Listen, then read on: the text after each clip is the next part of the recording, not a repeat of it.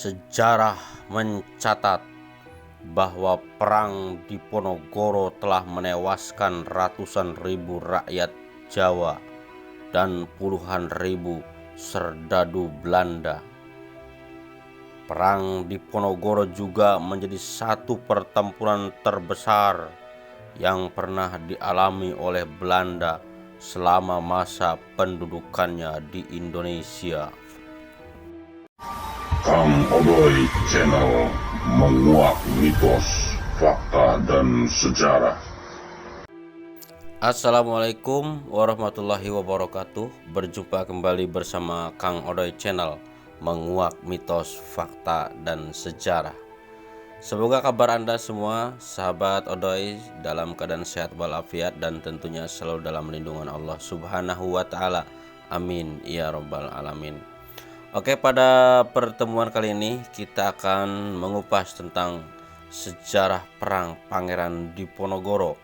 Ya sahabat, jangan di skip dulu biar tidak gagal paham, dan silahkan buat sahabat yang baru gabung bersama channelnya Kang Odoy, mohon untuk dukungannya, silahkan like, komen, dan subscribe-nya. Aktifkan juga lonceng notifikasinya agar bisa menyimak video terbaru dari Kang Odoy. Tentunya Kang Odoy Channel menguak mitos, fakta, dan sejarah.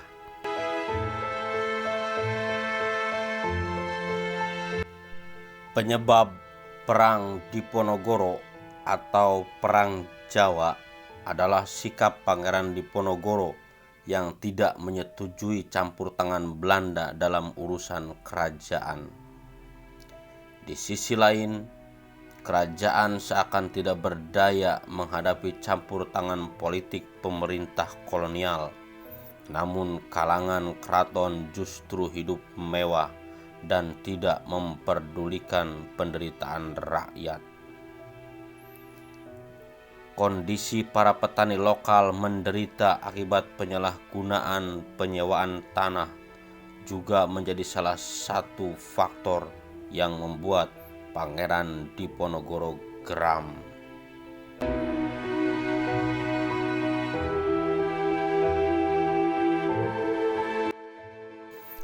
Kekecewaan Pangeran Diponegoro memuncak ketika Patih Danureja atas perintah Belanda memasang patok tonggak untuk membuat rel kereta api melewati makam leluhurnya.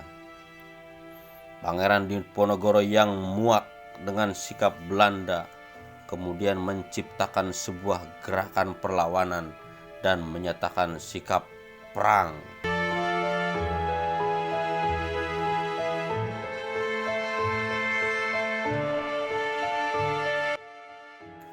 Perang Diponegoro berlangsung selama 5 tahun, yaitu dari tahun 1825 hingga tahun 1830.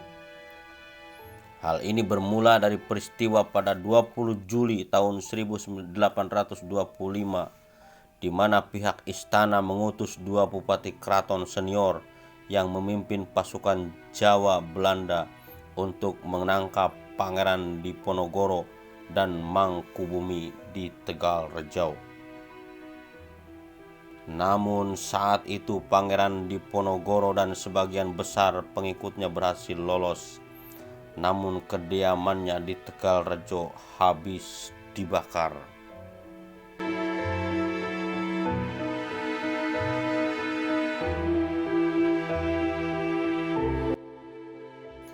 Pangeran Diponegoro bergerak ke barat hingga ke Gua Selarong di dusun Kentolan Lor, Gua Sari, Pajangan, Bantul sebagai markas besarnya.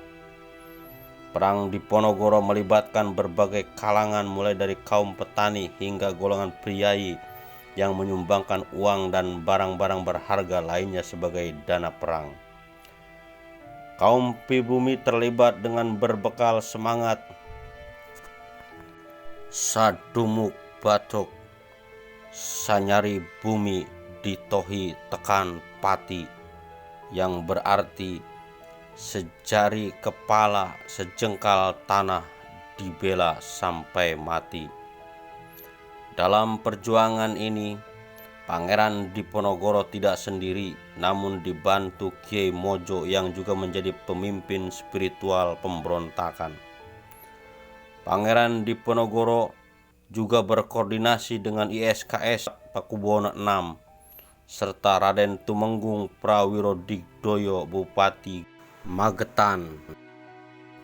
Hanya dalam waktu 3 minggu setelah penyerbuan Tegalrejo, pasukan Diponegoro sudah bisa melakukan penyerangan dan berhasil menduduki Keraton Yogyakarta. Keberhasilan ini disusul dengan kemenangan di beberapa daerah pada tahun awal-awal berkobarnya Perang Pangeran Diponegoro.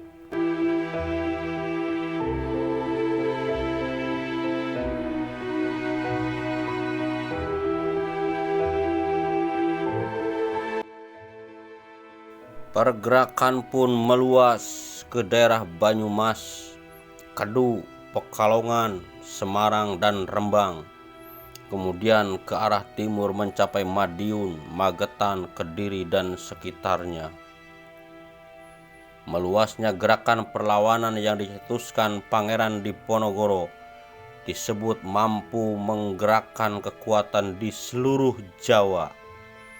Selama perang, Pangeran Diponegoro menerapkan strategi perang gerilya dan perang artisi panjemuan.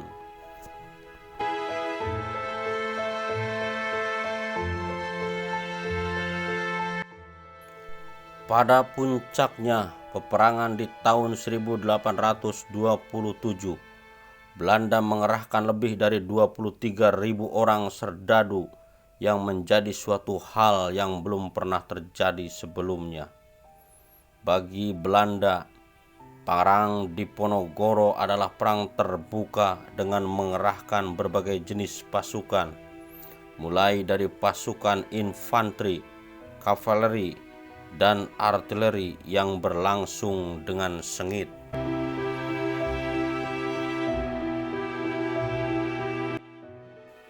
Di tahun yang sama, pasukan Belanda melakukan penyerangan terhadap Diponegoro dengan menggunakan sistem benteng, sehingga pasukan Diponegoro terjepit. Pada tahun 1829, Kiai Mojo ditangkap, menyusul kemudian Pangeran Mangkubumi dan Alibasa Sentrot Prawirodirjo menyerahkan diri kepada Belanda. Bahkan pada 21 September 1829,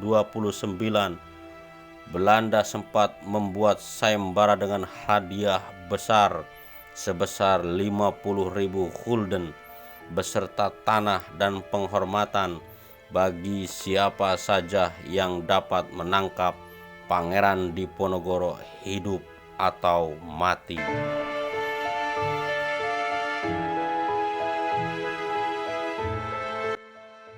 Pada 16 Februari tahun 1830, memperhatikan posisinya yang lemah, akhirnya Pangeran Diponegoro setuju untuk bertemu dengan utusan Jenderal de Kock, yakni Kolonel Jean Baptiste Clarence. Pada 20 Februari 1830, pertemuan antara kedua belah pihak tidak menghasilkan kesepakatan dan Pangeran Diponegoro menyatakan ingin bertemu dengan Jenderal de Kock.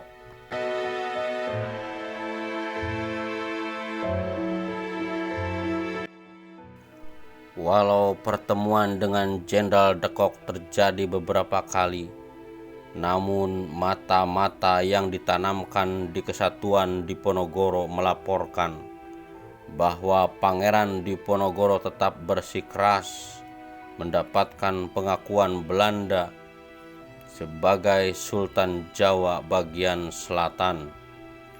Akhirnya pada tanggal 25 Maret tahun 1830, Jenderal de Kock memerintahkan Letnan Kolonel Louis Duperron dan Mayor A.V. Michels untuk mempersiapkan perlengkapan militer dan merencanakan penangkapan Pangeran Diponegoro. Pada tanggal 28 Maret 1830, Jenderal de Kock berhasil menjepit pasukan Pangeran Diponegoro di Magelang. Pada akhirnya, setelah pengkhianatan tersebut, Pangeran Diponegoro menyatakan bersedia menyerahkan diri dengan satu syarat, sisa pengikutnya dilepaskan. Penyerahan diri Pangeran Diponegoro pun menandai berakhirnya Perang Diponegoro atau Perang Jawa pada tahun 1830. Setelah ditangkap di Magelang, Pangeran Diponegoro sempat diasingkan di Gedung Keresidenian Semarang yang berada di Ungaran, sebelum dibawa ke Batavia pada tanggal 5 April tahun 1830 dengan menggunakan kapal Pollux.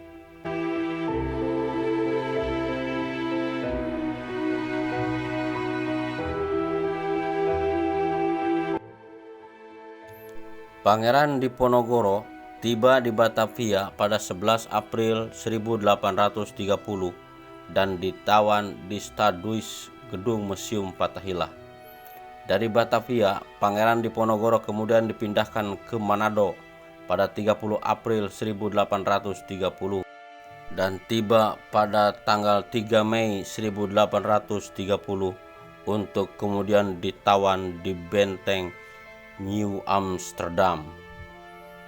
Pada tahun 1834, Pangeran Diponegoro dipindahkan ke Makassar dan terus diasingkan hingga wafat di Benteng Rotterdam tanggal 8 Januari 1855.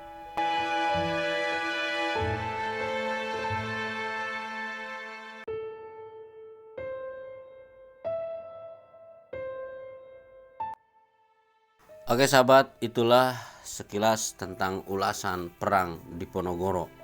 Dan mudah-mudahan kisah tentang Perang Diponegoro ini akan menjadikan inspirasi buat kita semua, para generasi penerus bangsa, agar tetap selalu mencintai jasa-jasa para pahlawan yang telah rela mengucurkan darah, membasahi bumi pertiwi demi kemerdekaan Indonesia tercinta.